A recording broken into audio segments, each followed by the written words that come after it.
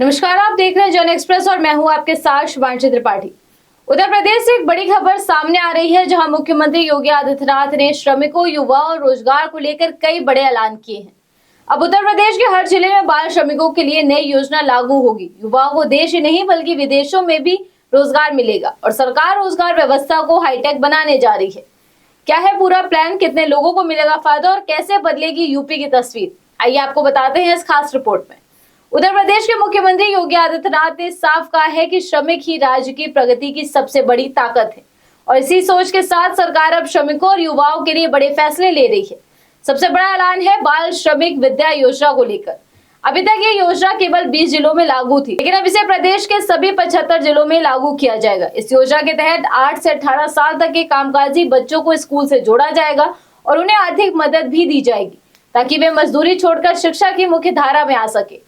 ये कदम बाल श्रम खत्म करने और शिक्षा को बढ़ावा देने की दिशा में एक अहम कदम माना जा रहा है। इसके साथ ही मुख्यमंत्री ने सेवा मित्र व्यवस्था को और मजबूत बनाने के निर्देश दिए हैं। इस पोर्टल पर अभी करीब 64,744 कुशल कामगार पंजीकृत है, जिससे लोगों को स्थानीय स्तर पर रोजगार मिल रहा है और सरकारी सेवाओं में पारदर्शिता बढ़ रही है। सरकार अब हर बड़े औद्योगिक शहर में आधुनिक श्रमिक सुविधा केंद्र विकसित करने जा रही है। ये सिर्फ मजदूरों के जुटने की एक जगह नहीं, बल्कि उन्हें हर तरह की सहायता, रोजगार, जानकारी और सुविधाएं यही मिलेंगी।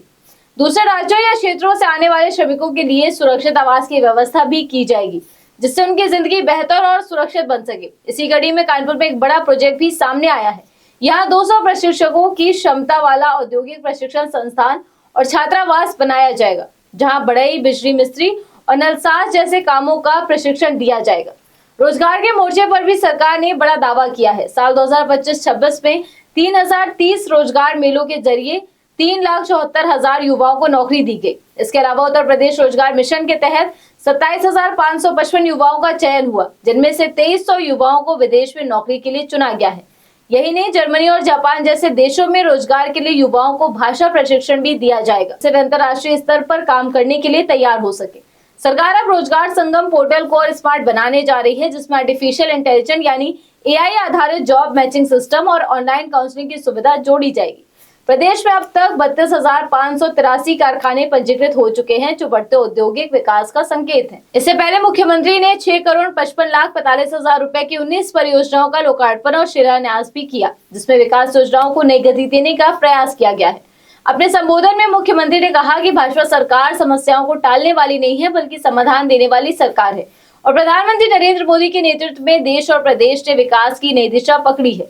उन्होंने कहा कि बेहतर सड़कें, फ्लाईओवर और मजबूत इंफ्रास्ट्रक्चर से ही रोजगार के अवसर पैदा होते हैं। स्वास्थ्य सुविधाएं गाँव-गाँव तक पहुंची हैं, महिलाएं आत्मनिर्भर हो रही हैं और कानून व्यवस्था में सुधार हुआ है। तो कुल मिलाकर उत्तर प्रदेश सरकार अब श्रमिकों, युवाओं और रोजगार के मुद्दे पर बड़ा फोकस कर रही है। बाल श्रमिकों को शिक्षा से जोड़ना, युवाओं को विदेश तक नौकरी दिलाना और तकनीक के जरिए रोजगार आसान बनाना, ये सभी कदम प्रदेश के भविष्य को नई दिशा दे सकते हैं। अब देखना होगा कि ये योजनाएं जमीन पर कितनी तेजी और प्रभाव से लागू होती हैं।